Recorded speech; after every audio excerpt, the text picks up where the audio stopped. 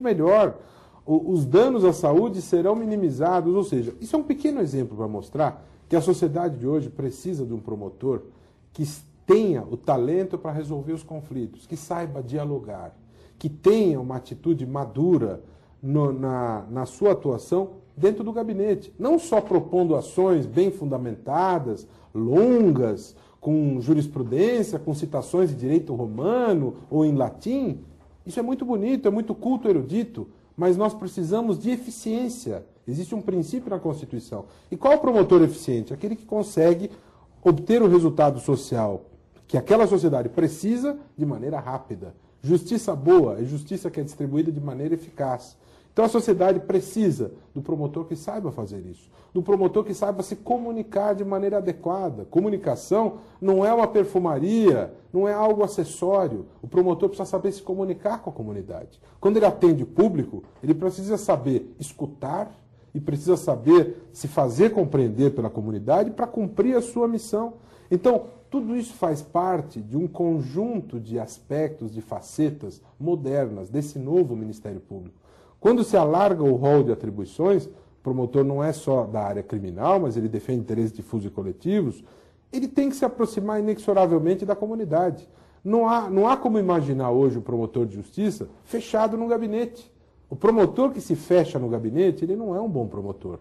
Não basta cultura e erudição, é necessário ter talento, se relacionar com a comunidade. É necessário sair do gabinete, empreender diligências, saber das necessidades daquela comunidade e ter uma estratégia de atuação. O bom promotor hoje, Luciano, ele organiza audiências públicas na promotoria e ele chama a comunidade, ele chama as autoridades públicas, a mídia, todos, para ouvir quais são os anseios dessa comunidade. Para a partir daí fazer o quê? Traçar prioridades.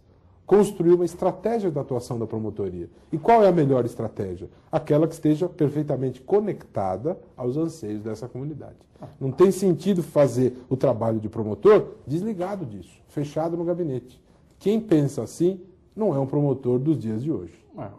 Para ficar nessa questão, citar uma colega do senhor, doutora Jaqueline Lorenzetti, que fez um trabalho brilhante, mais outros promotores, Dr. Rossini, se eu não me engano. Tive a honra de sucedê-lo na presidência do MPD. A Jaqueline também foi presidente do MPD. Ela fez um trabalho e eles fizeram um belíssimo magnífico. Trabalho da promotoria comunitária, que inclusive ganhou o prêmio Inovare. Isso, resultando aí numa queda acentuadíssima. Essa é a ideia, aproximar-se da comunidade, planejar estratégia e ter um trabalho extremamente humanizado. Não se pode, nós não podemos nos perder na burocracia. Precisamos ter uma orientação no tempo e no espaço.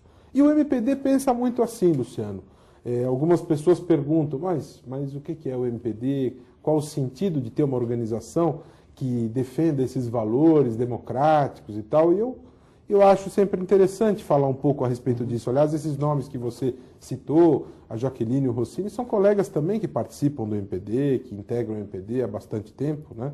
A razão de ser do MPD é justamente a aproximação da comunidade. O MPD nasce no início da década de 90 por influência do movimento associativista democrático europeu, que começou na década de 60, quando juízes e promotores italianos, franceses, portugueses, espanhóis percebiam que a justiça estava muito distante do povo.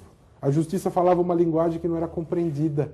A justiça não difundia o respeito aos direitos humanos.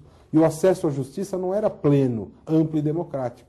Então essas foram as sementes que fizeram com que essas associações começassem a surgir. Assim surgiu a Magistratura Democrática na Itália, o Sindicato da Magistratura na França, a Associação Jueces para a Democracia na Espanha, e depois que houve uma consolidação dessa organização a nível de Europa, surgindo a MEDEL, que é uma espécie de federação europeia, a MEDEL se preocupou em trazer essas ideias para a América Latina. E aí chamou juízes e promotores brasileiros para conversar a respeito disso, e assim nasceu o movimento do Ministério Público Democrático e a Associação Juiz para a Democracia. São entidades co-irmãs que têm uma origem histórica convergente em função dessas preocupações. Justiça menos burocrática, menos fechada e mais próxima do povo. Tá certo. O Ministério Público é um canal de, um termo que o senhor usou até no nosso intervalo aqui para auscultar a população, no sentido mesmo de detectar o problema, colocar bem localizado e entender esse problema. E uma das formas mais eficientes é até quando a população recorre, que vai fazer o atendimento público. Esse profissional, ele é bem treinado, o promotor, para lidar com esse conflito, que às vezes não deve nem descambar, como o senhor mesmo disse, para uma ação judicial. Às vezes o promotor resolve com simples telefonema, olha, vou ligar, o que é que aconteceu, vou ligar. Ele é treinado, esse profissional? Luciano, essa preocupação com o treinamento, em atualizar o modelo de formação dos novos promotores, é uma preocupação que vem crescendo, que as escolas têm se dedicado a isso, mas eu acho que nós precisamos dar passos além. Nós temos um grande problema que dificulta isso. Diferentemente de países europeus, em que há um investimento grande, há uma outra cultura em relação à formação dos novos promotores, lá, por exemplo, na Espanha, um novo promotor, um novo juiz, ele se prepara para exercer a função durante 2 anos. Durante 2 anos há um período de preparação na escola da magistratura, do Ministério Público, e depois disso ele começa a exercer a função. Aqui nós temos uma tamanha carência de profissionais, os quadros estão sempre defasados, que quando ocorre a aprovação nos concursos, existe uma pressão violenta para que esses novos profissionais assumam as funções. E isso acaba sacrificando a boa formação. Então, eu diria a você que tem havido um aumento de preocupação, tem havido uma revisão do modelo de formação e é necessário que isso se intensifique cada vez mais. Eu acho que o modelo ideal de formação dos novos profissionais, lógico, tem que se preocupar com questões práticas do processo, o manejo, a prática da atuação profissional, processual, ela é vital, mas não basta isso. Aquilo que eu mencionei ali atrás. É necessário que o promotor ele seja preparado para justamente ser um profissional tarimbado para resolver conflitos, para ter senso prático, para receber as partes e saber mediar este conflito. Esse é um requisito extremamente importante para o promotor hoje cumprir a sua função. Cito como exemplo a Lei 9.099, dos juizados especiais. Até então, nós tínhamos como absoluto o princípio da obrigatoriedade da ação penal. Há indícios de autoria e materialidade, o promotor é obrigado a oferecer uma denúncia criminal e não tem como se sair dessa situação.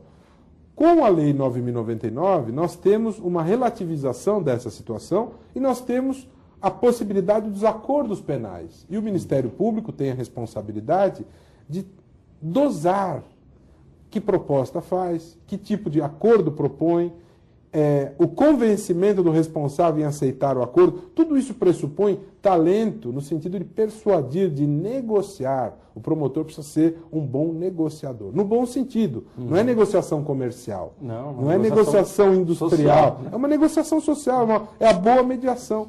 Então, eu penso que cada vez mais as escolas precisam se preocupar com esse tipo de questão. Acho que precisa o diretor da escola do Ministério Público trazer para o curso de formação os juízes, os defensores públicos, os advogados. Eles não são adversários, eles são parceiros numa mesma causa. Às vezes eu vejo perda de tempo, discussões por futricas e questões menores, tempo que poderia ser poupado na medida em que as escolas sinalizam com clareza que juiz, promotor, defensor, advogado estão todos do mesmo lado. É necessário trabalhar nessa direção, pacificar essas questões, mostrar, sinalizar com clareza que estão todos no mesmo barco. Eu acho que cada vez mais essas preocupações têm crescido, mas acho que se pode dar um passo além. Doutor Roberto, foi um prazer muito grande, o tema é apaixonante, e o senhor é uma pessoa muito preparada, que tem certeza que passou para os nossos telespectadores informações muito importantes. Muito obrigado pela presença. Em nome da APAMAGE, gostaria de agradecer muito o trabalho do senhor. Eu é que agradeço o convite, fico muito honrado e estou sempre à disposição. Tá certo, doutor. E assim encerramos o nosso Frente a Frente com a Justiça. Tenham todos uma ótima semana e até o próximo programa.